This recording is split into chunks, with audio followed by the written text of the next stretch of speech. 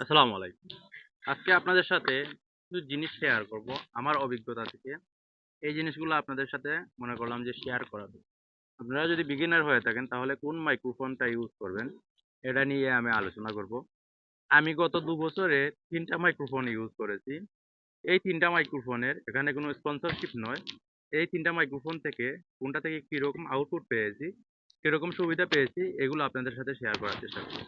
তো ১ম এ যে মাইক্রোফোনটা নিয়ে আমি কথা বলব সেটা হচ্ছে যে বয়া M1 Pro।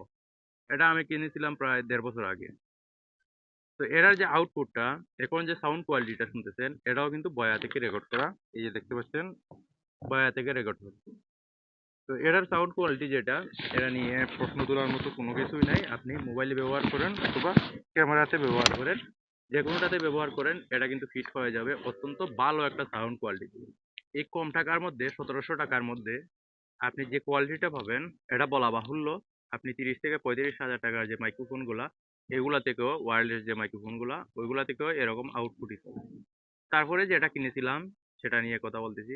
K35 এরকম একটা মাইক্রোফোন ছিল, ক্যামেরার জন্য কিনেছিলাম।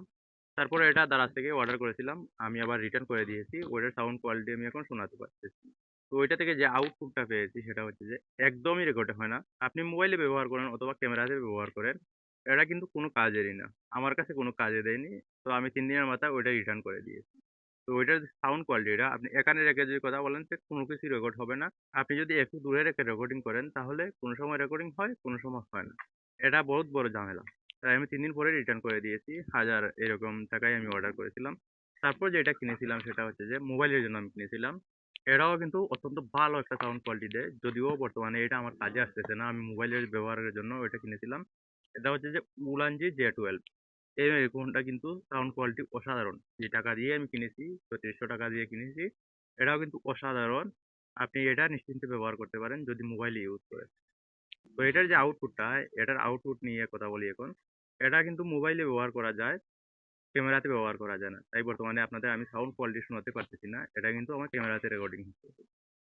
এটা দিয়ে আমি গত ৬-৭ মাস আমি ইউজ করেছি। অত্যন্ত ভালো একটা আউটপুট। বর্তমানে কাজে আসতেছে না।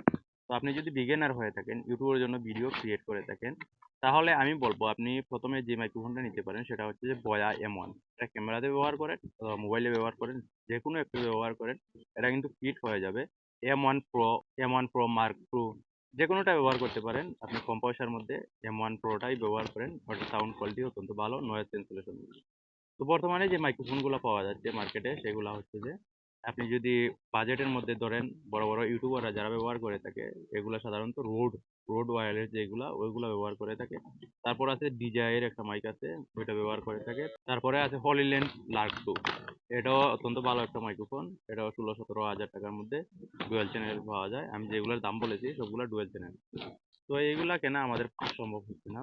তো আমরা যেটা দিয়ে স্টার্ট করতে পারি সেটা হচ্ছে যে বয়া দিয়ে আপনি ক্যামেরাতে রেকর্ডিং করেন অথবা মোবাইলে ব্যবহার করেন, অত্যন্ত ভালো একটা কোয়ালিটি। আর আপনি যদি মনে করেন যে আপনি এই যে K35, K8, K7 বা যে কিছু আছে না মার্কেটে কে সিরিয়ালের, এগুলো ব্যবহার করবেন তাহলে অত্যন্ত ভুল একটা সিদ্ধান্ত নিয়ে নিয়েছেন আপনি। এগুলা দিয়ে কিন্তু সাউন্ড কোয়ালিটি অত্যন্ত ভালো পাওয়া যায় না। আপনার ভিডিওটা ভালো হলো, তারপরে সাউন্ড কোয়ালিটিটা ভালো হলো না, তাহলে কিন্তু একটা সমস্যা। যারা ভিডিও দেখবে তারা একবার দেখবে, দ্বিতীয়বার আসবে না সাউন্ড কোয়ালিটি। তো এই সাউন্ড কোয়ালিটি নিয়েই আমার এই বিশ্লেষণগুলা। যদি ভালো লেগে থাকে তাহলে অবশ্যই লাইক করে দিবেন। আসসালামু আলাইকুম।